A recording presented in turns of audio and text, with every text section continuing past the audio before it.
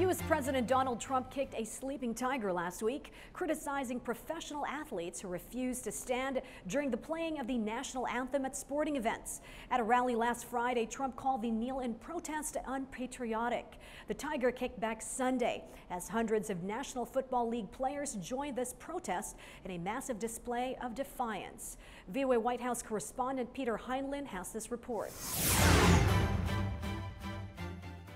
In the face of take-a-knee protests involving most National Football League teams Sunday, President Trump defended his criticism of athletes who refused to stand for pre-game flag ceremonies. We have great people representing our country, especially our soldiers, our first responders, and they should be treated with respect.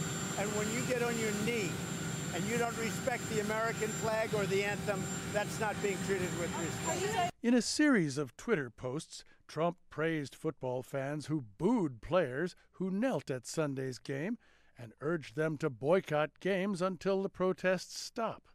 Former NFL quarterback Colin Kaepernick started the movement last season when he knelt during the national anthem as a protest against racial injustice. Only a few players had joined the take-a-knee protests until Friday, when Trump told supporters in the southern state of Alabama that players who refuse to respect the flag should be fired. Wouldn't you love to see one of these NFL owners, when somebody disrespects our flag, to say, get that son of a bitch off the field right now, out, he's fired. He's fired! The comments infuriated players throughout the league, particularly African Americans who saw them as racially motivated. And anytime we feel like one of our brothers, whether it's on this team or another team, is in some form or fashion attacked, we are going to bind together. By Monday, some of America's best-known athletes were chiming in. It's not about the disrespect of the flag and our military and everybody that has made this world free. It is about equality and people having the option and the freedom to speak upon things that they feel that's not unjust. Under fire, Trump and his press secretary attempted to fend off the firestorm. This has nothing to do with race.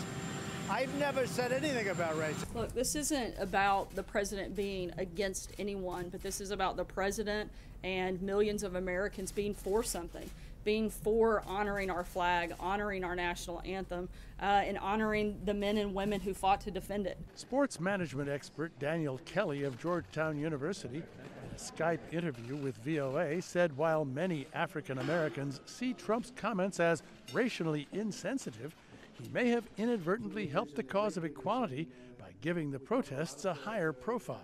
Every victory, every athlete that kneels, every athlete or owner that comes down and locks arms, this is going to be something that's going to continue. It's going to be a long, hard process until we actually see some results. And so this is the beginning.